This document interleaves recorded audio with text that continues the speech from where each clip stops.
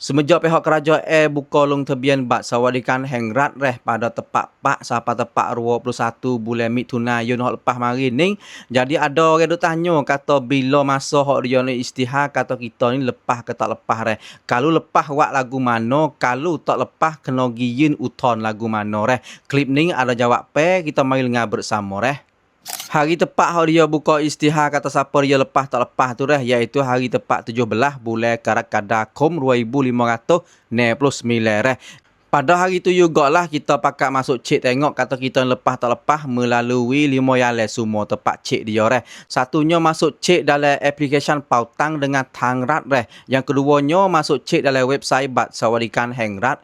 Yang ketiganya gi cek di Tanakan boleh juga 5 Tanakan hok yo royak iaitu Tanakan Krung Thai, Thakoso, Thaoso, Omsin, akhirnya Tanakan Islam Heng Pratet Thai. Apabila kita cek siap dah tiba-tiba kita ni lepas kunang sombat dia ni, dia waktu bek 3 kumpulan pula reh. Kumpulan mula-mula bagi orang dulu reh hak raikau hak boleh dah tu demo ni tak kena yin yan sit semula reh sebab dia yin yan dah reh. Cuma dia tunggu hari pakai iaitu tepat 1 bulan Singhakum reh 2569. Yang kedua bagi orang baru dengan orang kelumpu tok lon ning kena yin yan sit semua kena yin yan sit semua semula. Pada tepat 17 tu juga sampai tepat 12 bulan Mokarakom reh. Yin yan sit tu melalui 5 yale juga hak supaya saya ayat saat ni lah. Satunya app Tangrat dengan app Pautang reh. Yang keduanya dalam website Bat Sawadikan Hengrat. Yang ketiganya dalam Tanakan 5 Tanakan hak saya ayat saat ni tu reh. Lepas pada tu tunggu cai sit reh pada tepat 1 bulan Singhakum sama dengan orang dulu juga reh. Yang ketiganya kerana orang hok mob amnat reh cai sit ni hok ni kena gi yin yan sit semula di Tanakan reh 5 Tanakan hak saya ayat saat ni tu. Lepas pada tu tunggu cai sit pada tepat 1 bulan Singhakum juga reh. Tu dia. Habis reh bagi kumpulan kerana ti dai rap sit reh. Masuk pula kerana ti mai dai rap sit reh. Kalau kita cek atau kita ni tak lepas reh kerana mai dai rap sit reh. Hak ni tak sah duk rusing lah sebab ada yang lain uton dia reh.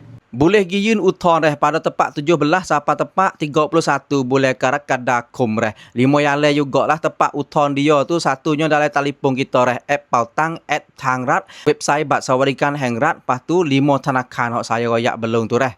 Lepas tu dalam ni dia yang kata suruh pergi kai ekasan juga reh pada tepat 16 bulan Singhakum reh. Ekasan hak kita tulis salah tu hari tepat tu lah kena pergi kai reh. Lepas tu hari dia istihar kata siapa dia lepas tak lepas bagi orang hak uton ni pada tepat 14 bulan Kanyayon 2569 reh. Bagi orang uton nak cek mana iaitu 5 tepat juga reh dalam app Pautang Tangrat, website Bat Sawadikan Hengrat, lepas tu di Tanakan 5 Tanakan tu. Lepas pada tu kalau siapa dia uton lepas tunggu cai sit reh pada tepat 1 bulan Tuklakom 2569 penton pai. Tu dia cara dia semua reh. Lagu mana video ni weh wasa jelas ke tak jelas reh. Kalau tak faham lagu mana komen mari boleh reh. Kalau ada masa saya akan nak mari jawab reh. Okey reh, siapa yang rasa dapat dah video ni jangan lupa share, sebar reh. Okey, wassalam.